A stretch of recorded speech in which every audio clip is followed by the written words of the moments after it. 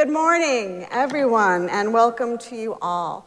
I am the Reverend Dr. Kelly Murphy Mason, Community Minister for Spiritual Direction here at Arlington Street Church, where we are gathered in love and service for justice and peace. Welcome, friends, to the soul of Sunday. We are Unitarian Universalists. Ours is a historic faith with a progressive theology. We affirm the worth and dignity of every being and that we are all deeply interconnected. We are bound to one another not by creed but by covenant, and we are called to love with open minds, open hearts, and open hands.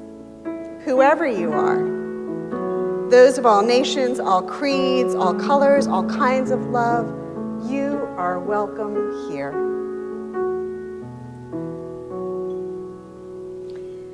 As we gather, we acknowledge that Arlington Street Church occupies the ancestral homeland of the Massachusetts. By making this land acknowledgement, we recognize, honor, and affirm the sovereignty of all First Nation peoples.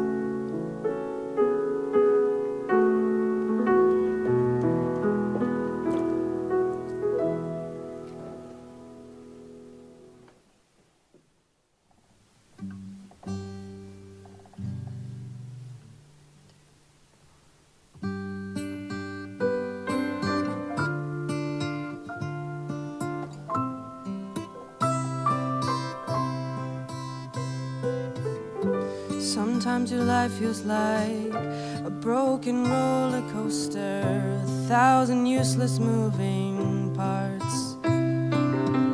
Sometimes you spend your nights too scared of getting closer, hiding out in the backseat of your car.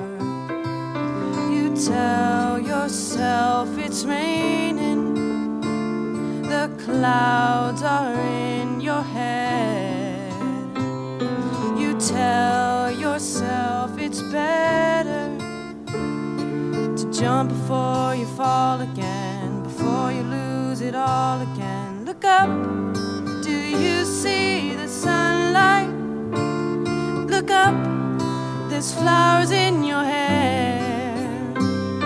Hold on, 'cause somebody loves you. You know trouble's always gonna be there. Don't let it bring you to your knees. Look up.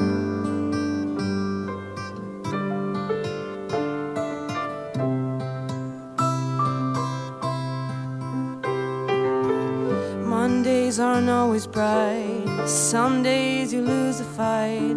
But life can be beautiful if you let it be. Tomorrow keeps taunting you with all kinds of mysteries. It's a blank page for your poetry if you let it be. So don't tell yourself it's raining, the clouds are in your head.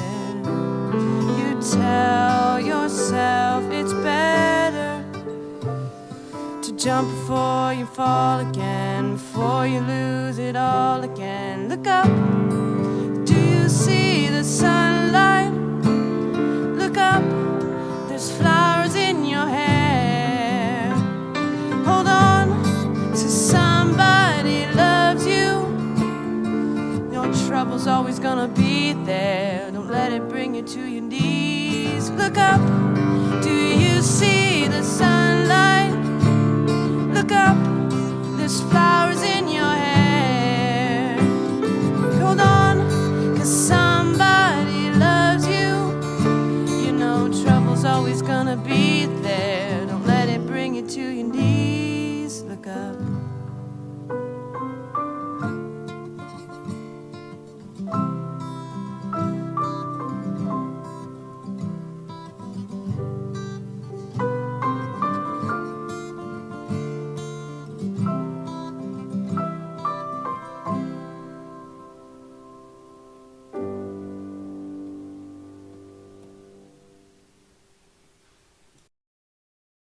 Friends, how good it is to gather together this day. Welcome to our Zoomers, and welcome to the congregation gathered here in the sanctuary. A very special thanks to our volunteers today, the tech team, the Great Doors team, greeters and ushers, the worship team, including my associate Lucy Humphrey, and our musicians, Beck Zaire and Young Ju Jun. Following the guidance of the Boston Public Health Commission, we are continuing to mask and physically distance in the sanctuary. Please keep your mask over your nose and mouth the whole time you're here to protect our most vulnerable spiritual companions. Thank you. For those of you who are new to Arlington Street, a very special welcome to you. For those of you in the sanctuary, there are welcome cards in the pew racks. Please hand those to an usher or drop it in the basket at the Great Doors as you leave. For those of you who are in the Zoom room, please fill out a connection card. The link is in the chat. It includes the option to request the link to a recording of today's sermon. Reverend Kim and Reverend Beth, though they're not here today, would love to invite you to an upcoming New Friends gathering in Zoom. Whether you've been coming here for a few years or today is your first time at Arlington Street, welcome home.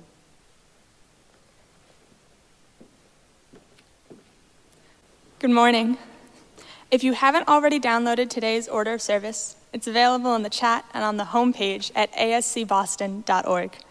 If you're here in person, there are also printed copies at the Great Doors. Also on the homepage, you'll find a link to Sermon Bingo. Feel free to play along while Reverend Kelly preaches. As we begin our greetings, I invite the Zoomers and those here in the sanctuary with a device handy to please say hello in the chat and tell us where you're zooming in from today. And now, Rich is going to turn the camera on the incarnate congregation as we wave and smile at each other, as well as our friends in the Zoom room, and you all in the Zoom room can wave and smile back. Hello, friends.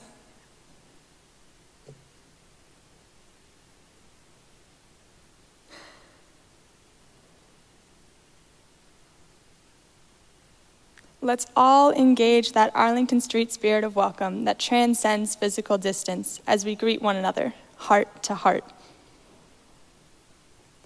And now, let's join together in singing hymn number 347, Gather the Spirit.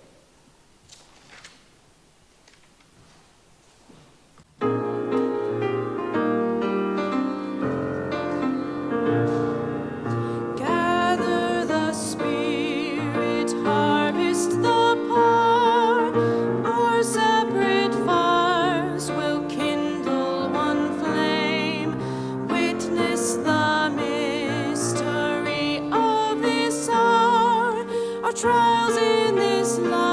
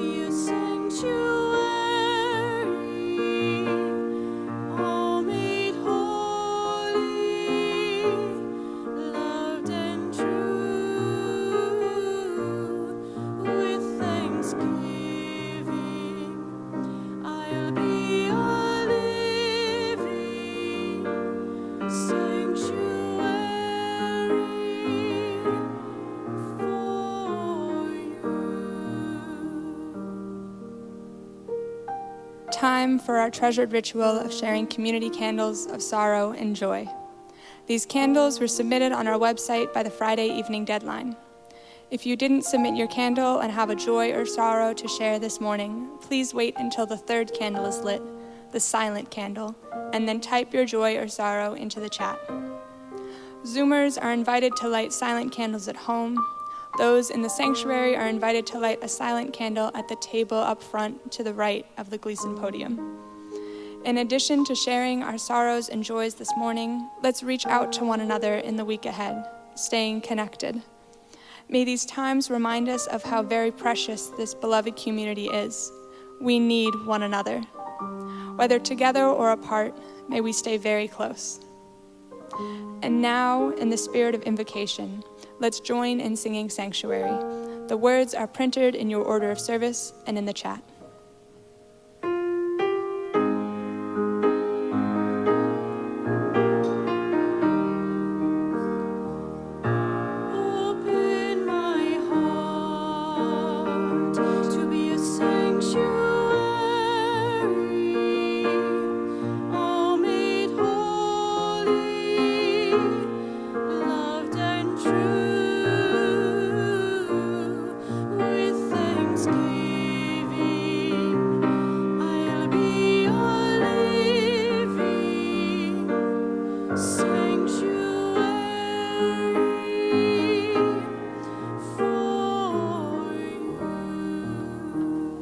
Today with heavy hearts, know that we open our hearts to you. A candle of sorrow from Jess for Dee Jackson, who was recently diagnosed with cancer. A mixed candle of concern from Rich Abreu for my niece and goddaughter Alex, who has a tumor on her spine. She met with her surgeon this past week, who is optimistic about the surgery, but it's a complicated operation with a 2-month recovery if all goes well. So please continue sending positive thoughts her way, and also to her surgeon, that his hands are steady and his mind is sharp. The surgery is on Wednesday. We're so lucky to have institutions like the Mass General here in Boston. A candle of sorrow from the Arlington Street community, as so many follow the story of Lindsay Clancy, her husband, and their deceased children. This story brings up so many different emotions for so many, and as we navigate this sea of feelings and responses, we send love to all of those who are affected. We wish peace for her children, and we strive for better systems for all who face mental illness. Our hearts also go out to all of our friends who are seeking help. We love you, and we are here for you. And a final candle of sorrow from Arlington Street community at the murder of Tyre Nichols, who was killed by police this week. We send our love to Tyre's family and friends and to all affected by racism and police brutality. May we channel our outrage into action and work with all we have to create a system that protects all and honors the inherent worth and dignity of all peoples.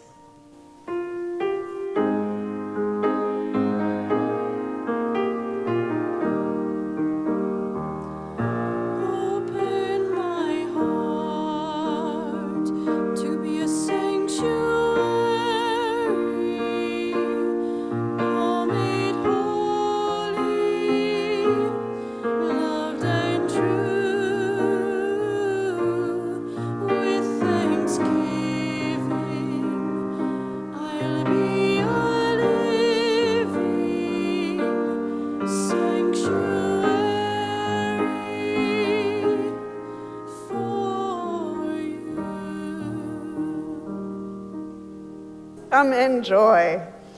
Know we share your joy.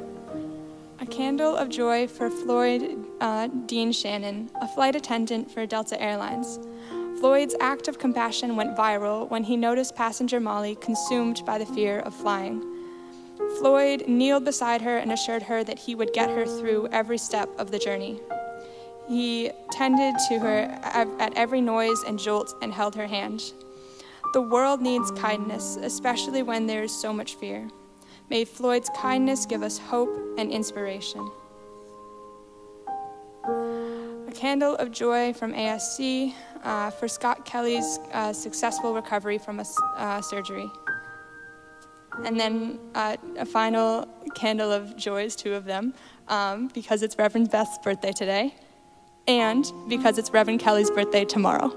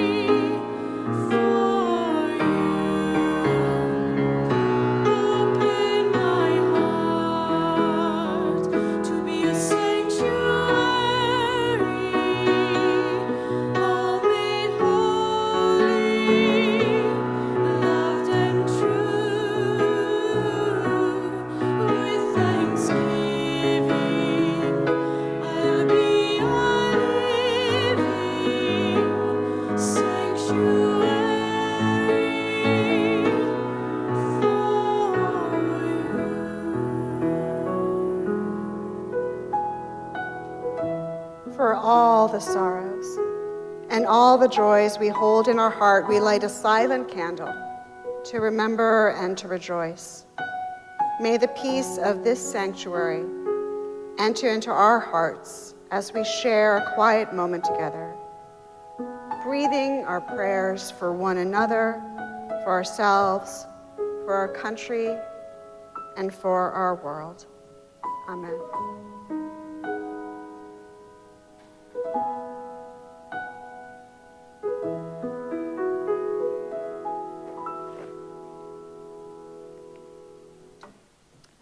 Let's join now in saying together the affirmation and covenant of this beloved spiritual community. The words are printed in your order of service and in the chat, and begin with the word love. Love is the spirit of this congregation, and service is our gift. This is our great covenant, to dwell together in peace, to speak our truths in love, and to help one another. El amor es el espíritu de nuestra congregación, y el servicio es nuestro regalo. Esto es a lo que nos comprometemos, convivir en paz, hablar nuestras verdades con amor y ayudarnos los unos a los otros. And now let's join together in singing hymn number 128, For All That Is Our Life.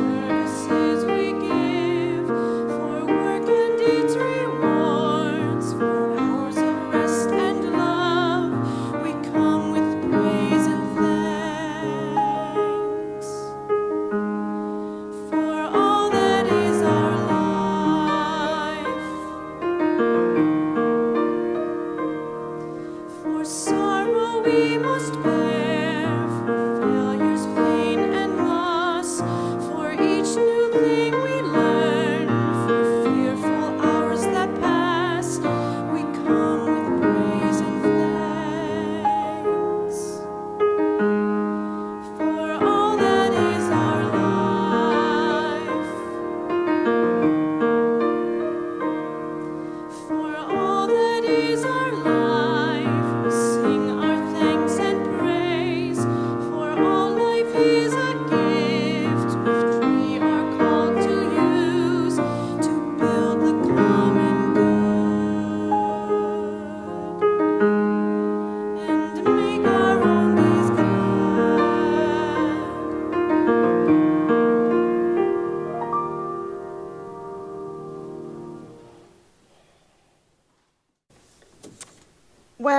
my husband Ben and I bought our first house together in July 2020, we were eager to make a home for ourselves along Common Street in Watertown. In addition to generously leaving us a few things we had requested, the patio furniture in the backyard, along with some rubber trees in the sunroom, our sellers left a few things we did not want, including a threadbare welcome mat at the front door and a tattered one at the back door. Neither looked the least bit welcoming, honestly, so I set about to replace them both, which turned out to be a more complicated proposition than I had initially anticipated. What I was looking for were exact replicas of the ones I had loved at our old place in New York City, which seemed not to be sold in any local outlets.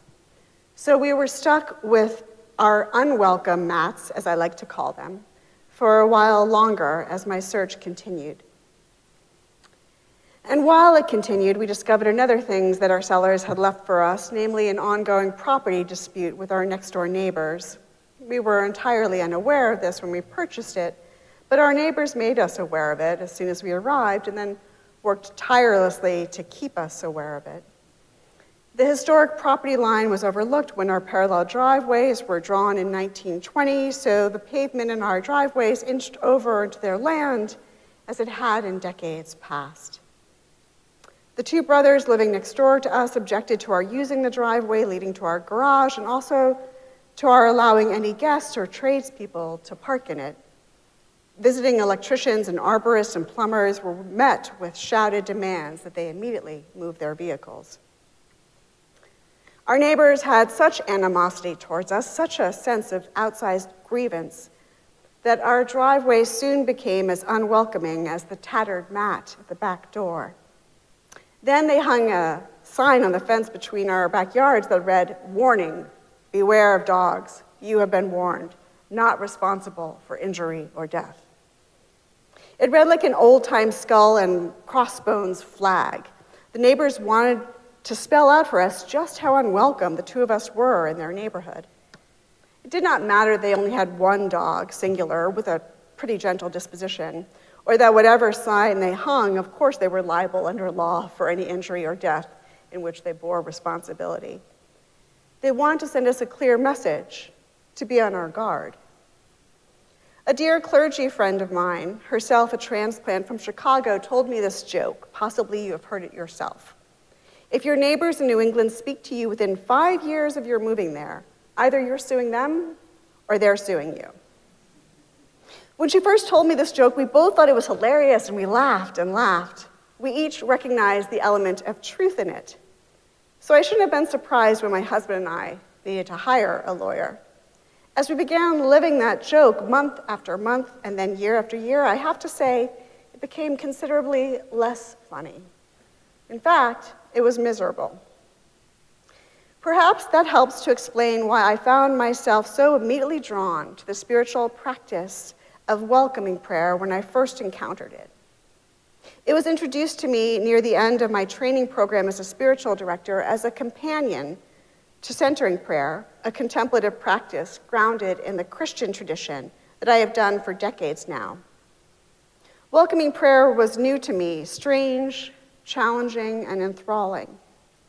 A few of you may recall that I led a welcoming prayer workshop here at Arlington Street Church last fall. I'm currently finalizing plans to lead another one this coming spring, if that holds any interest for you personally.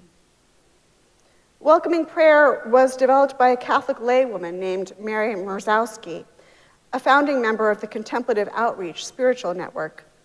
She adapted this practice from a 17th century spiritual classic authored by Jesuit spiritual director Jean-Pierre de Caussade. Its French title has been translated into English as Abandonment, or Absolute Surrender to Divine Providence. To be fair, I think nothing has been lost in the translation. I also think that such a book would be a tough sell to readers today. In America, we have little patience with any of the notions promulgated by de Caussade in his title. We have a mental habit of associating surrender with defeat instead of peace. We think of Providence mostly as the capital of Rhode Island. In a book he wrote centuries ago, de Caussade contended, what God arranges for us to experience at each moment is the holiest thing that could happen to us. What God arranges for us to experience at each moment is the holiest thing that could happen to us. Many of us might take some issue with that statement, either on theological or philosophical grounds. But I, for one, find it a fascinating thought experiment. What if we managed to hold at bay, even momentarily, our tendency to refuse the realities of our own lives? What if we stopped insisting that our existence should be other than what they are, much better and vastly improved versions? These were the questions that Mary Morawski asked practitioners of the welcoming prayer to consider deeply and routinely. To welcome and to let go is one of the most radically loving, faith-filled gestures we can make in each moment of each day. It is an open-hearted embrace of all that is in ourselves and in our world, she asserted. Releasing our fixed opinions about whatever is most challenging or difficult or uncomfortable in our lives is no easy task. Understanding that, Morawski structured her prayer using both verbal and nonverbal components. These include focusing on and sinking into whatever we are experiencing in our bodies, including any sensations, cognitions, and emotions we might be having, be they strange or all too familiar. Welcoming whatever is experienced as we accept that our feelings and thoughts are real and deserve our full recognition. And then, finally, letting go of our summary judgments and personal preferences. The opening of welcoming prayer is one word repeated 3 times, welcome, welcome, welcome. Before adding these phrases, I welcome everything that comes to me in this moment. I welcome all thoughts, feelings, persons, situations, and conditions coming to mind. Of course, that declaration is not at all true when we make it. It is aspirational, much like the hymns we sing in church each Sunday, or the intentions we set for ourselves at the start of every new year. We are only allowing for some novel possibility to burst forth into our world. In the year since I have learned the welcoming prayer, I have taught it repeatedly to clergy clusters in my area, to the members and friends of Arlington Street, to small group ministries meeting twice a month, to other spiritual directors who were eager to know more about the practice. Each time I have done so, I have been impressed by the intense resistance people bring to the prayer, and also inspired by their determination to push past it. Whenever I say, welcome, welcome, welcome, I know that some will hear it as a dare, or worse still, a taunt, and I regret that. But by the time we get to its closing lines, I let go of my desire for security, affection, control, and I embrace this moment as it is. Something has shifted for them, usually, and some spaciousness been introduced into their situation. At the very end of our time together, I asked those brave souls willing to do so to name aloud in the group what they previously welcomed in their private prayer. Invariably, it proves quite an extensive catalog of negative, positive, and mixed emotions. People have told me that they welcomed fear, trust and mistrust, worry, judgment, delight, ease and distrust of ease, disregard, love, yearning, and good intent. They have then listened raptly as the group welcomes in chorus what they had welcomed alone in silence. Welcome judgment, we all repeat after them. Welcome yearning. Welcome worry. Welcome, welcome, welcome. In his 2004 collection of selected poems by Rumi translator and poet Coleman Barks included one he called The Guest House. In the years since then, it has become a popular favorite. You may recognize it here. The Guest House. This being human is a guest house, every morning a new arrival, a joy, a depression, a meanness. Some momentary awareness comes as an unexpected visitor. welcome and entertain them all, even if they're a crowd of sorrows who violently sweep your house empty of its furniture.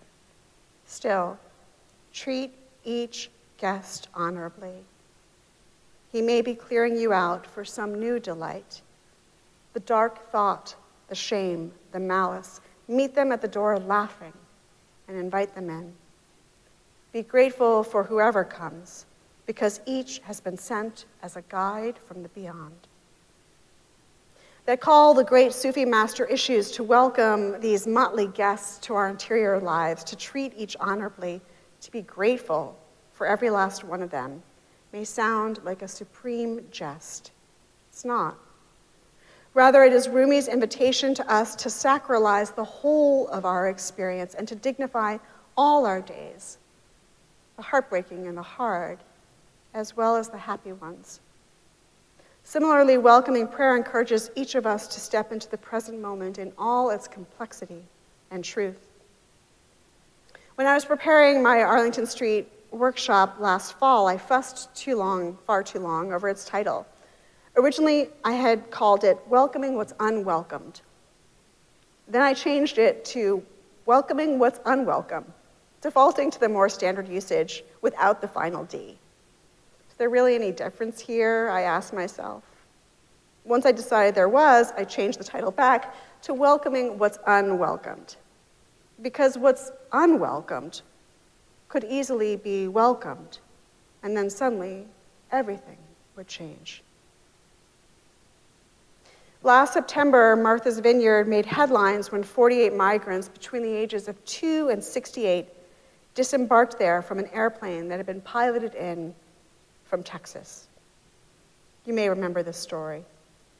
The people at the regional airport were as surprised as the 48 on board who had been told they were being relocated to Boston. Martha's Vineyard in the off-season bears hardly any resemblance to Boston. Surrounded by sea on all sides, the passengers were frightened and disoriented. This was a part of a series of cruel publicity stunts staged by governors in Texas, Arizona, and Florida, who, in protest of U.S. federal policies on immigration, relocated recent arrivals across our borders to major metropolitan areas up north that had designated themselves as sanctuary cities. Martha's Vineyard, however, was an obvious outlier. Yet residents of that island very quickly mobilized themselves. The Episcopal Church provided the migrants shelter. Spanish students from the local high school volunteered themselves as translators from the migrants who mostly came from Venezuela. The local thrift shop donated clothes and shoes. A community hotline was inundated with calls from residents who wanted to donate goods and funds. Within days, our governor relocated the willing and informed migrants to a military base on Cape Cod, where social services would be more readily available to them. And in the end, some of the migrants were indeed settled in Boston as promised. Among the materials used to dupe the migrants was a promotional folder with an imaginary state flag of Massachusetts, and this message: Massachusetts welcomes you. Massachusetts actually made good on a promise some very cynical types expected would be broken. Honestly, it made me proud to be a citizen of this Commonwealth. And then later, on behalf of the 48 migrants, Massachusetts filed a class action suit in federal trial court against the Florida governor and Secretary of Transportation.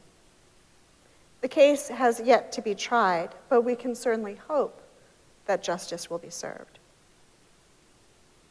As Ben and I continue to go to great lengths to reach a fair and equitable legal agreement with our next-door neighbors and asked all our guests to park their cars across the street, our neighbors continued to patrol our driveway and the fence line with their killer dog, who showed very little enthusiasm for that role, and was clearly intent on remaining an innocent bystander through all of it.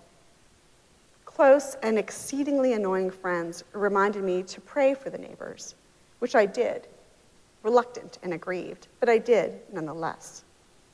I also practiced my welcoming prayer at the same time, which brought me, honestly, much greater peace of mind. Welcome reluctance.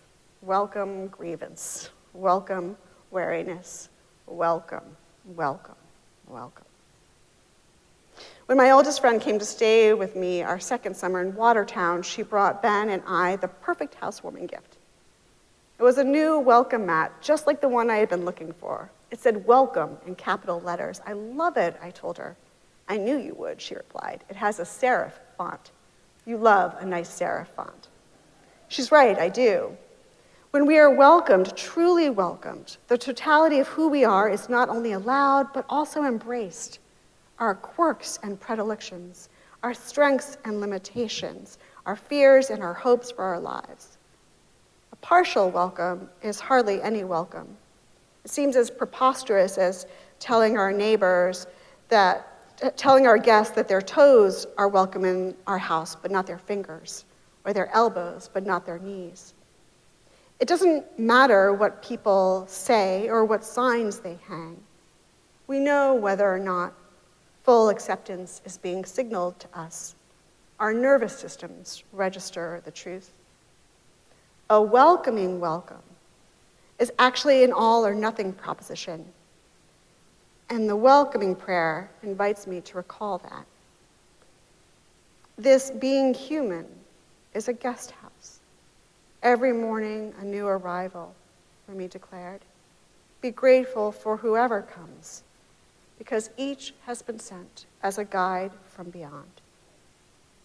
When my husband and I finally reached legal resolution with our next-door neighbors after more than 2 years of complicated and fraught negotiations, we each breathed a sigh of relief. Recalling that old adage about good fences, I told him, good easements make good neighbors. We shall see if that proves to be the case on Common Street. Yet in the meanwhile, our tradespeople come and go in peace. Visitors to our Watertown home can park anywhere they like in our driveway at any hour of any day. They are warmly greeted at the door by our 2 sister cats, whom we assume complete responsibility for and who are also highly unlikely to inflict any injury or death. Then our visitors step over a lovely welcome mat, given as a gift that means precisely what it says.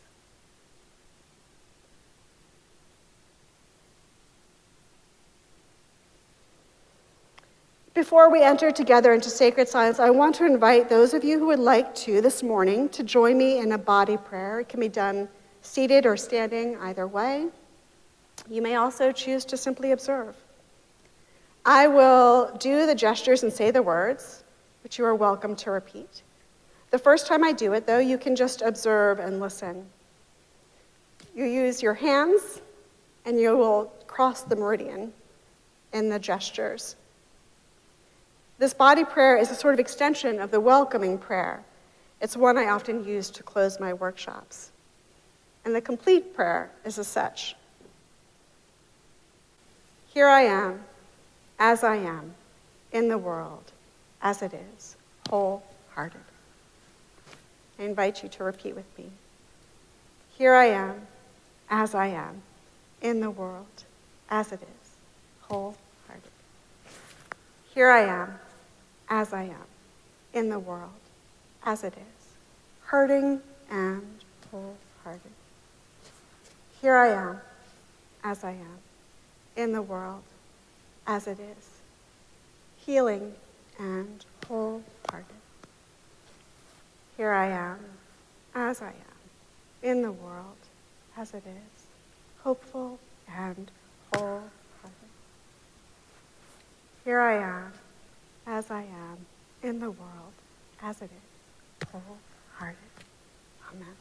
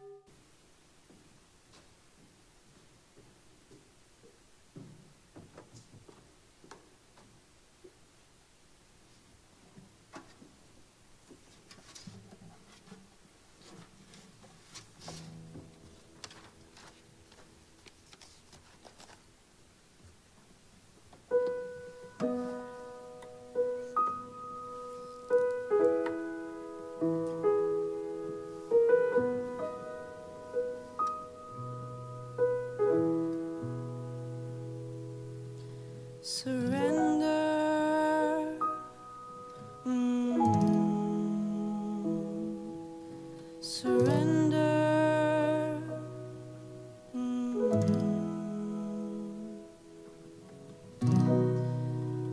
I can make a list, a million things I need to fix. I make everyone crazy. Is it something about me? I keep tightening my grip, but I aim so much I miss, and I'm fighting the river. When I try to hold it all together, but it's just not getting better. Surrender.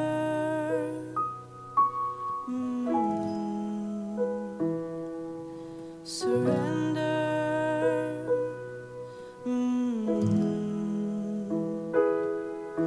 It's breaking my heart 'cause I don't understand why so much is out of my hands. I have to remember.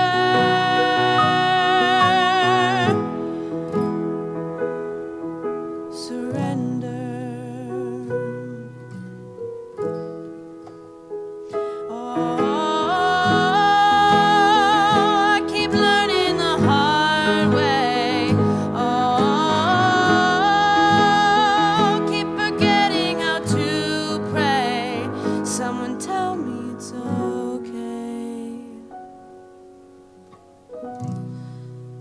Mountain I cannot resist, and I hit bottom at the top of it. I was broken wide open.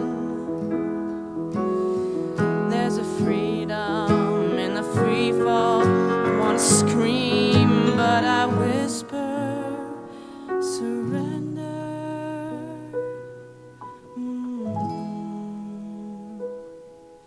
Surrender.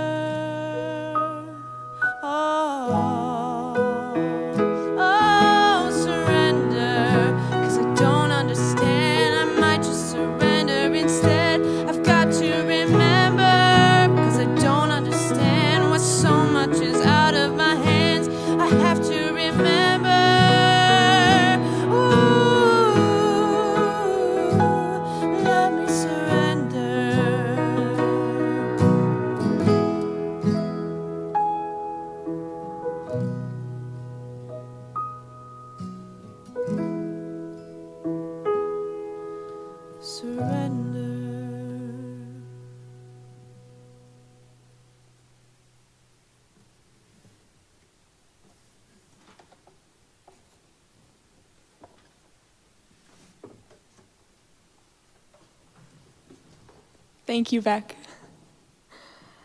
Arlington Street is entirely self-sustaining.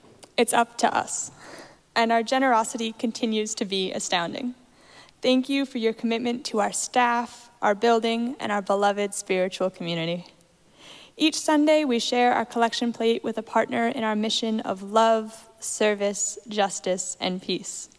From today through January 23rd, I guess, our beneficiary is the Friday Night Supper program, serving delicious hot meals every Friday night here at Arlington Street to our hungry and unhoused neighbors. Thank you for your generosity.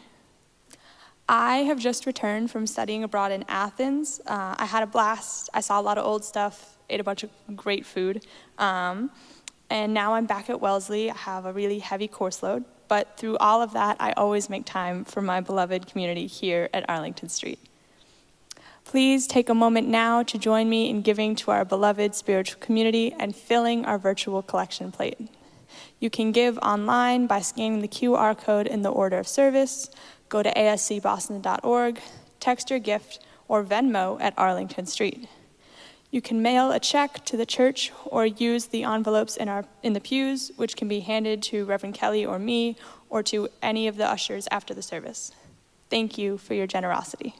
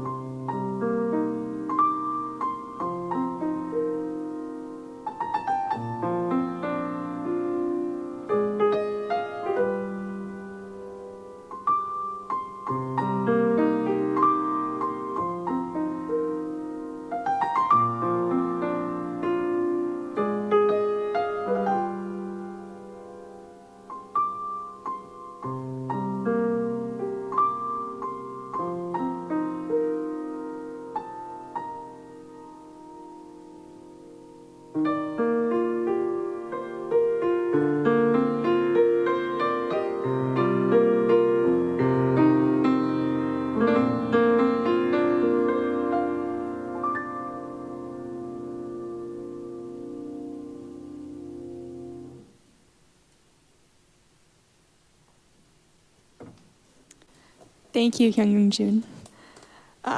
There are weekly gatherings in the Zoom room for loving kindness meditation, poetry, yoga, and writing. Every Wednesday at 4, Reverend Kim and Reverend Beth host a tea party with a conversation prompt.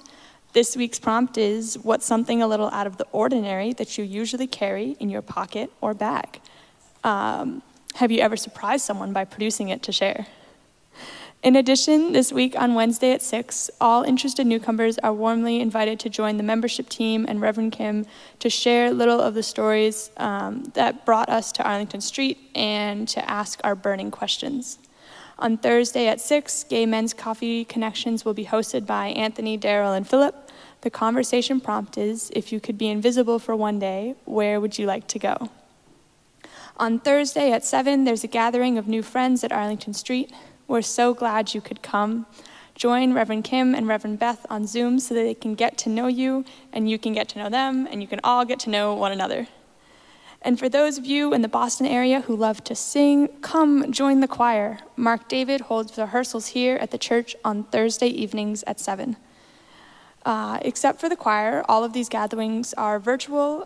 Information and Zoom room links are at ascboston.org. To attend any of them, you don't have to be a member, you don't have to turn on your video or talk if you don't want to, and they're all free. All are always welcome. Following the service, everyone is welcome to join the virtual coffee hour. If you'd like to participate, please answer yes to the breakout room invitation that will appear on your screen. If you're here in the sanctuary, you'll need to go to the Zoom room before the postlude begins. All Zoomers are encouraged to stay for a Come From Away meeting up in a special breakout room hosted by Martha Bonney and Marie O'Brien. To help get to know each other and build community, we'll use this prompt. What are you saying yes to in 2023? Boston area Zoomers also welcome. Reverend Kelly will be at the center aisle at the end of the service. If you're here in person, please come say hello and linger to visit. Thanks to all of you who joined today's service and to all those who made it possible. Remember, we're all in this together. And now let's join in singing hymn number 126, Come Thou Fount of Every Blessing.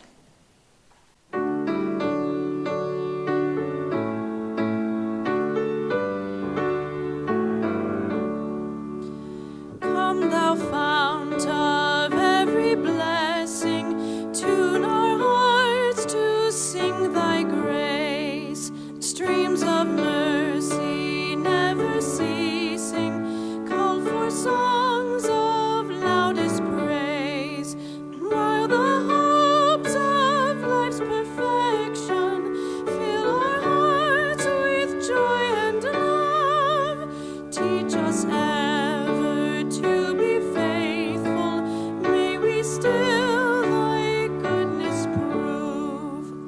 Come thou fount of every vision, lift our eyes to what may come. See the lion and the young lamb dwell together in thy home. Hear the cries of war fall silent, feel our love glow like the sun. When we all serve one another, then our heaven is begun. Come thou fount of inspiration, turn our lives to higher ways. Lift our gloom and desperation, show the promise of this day. Help us bind ourselves in union, help our hands tell of our love. With thine aid, O fount of justice, earth be fair as heaven above.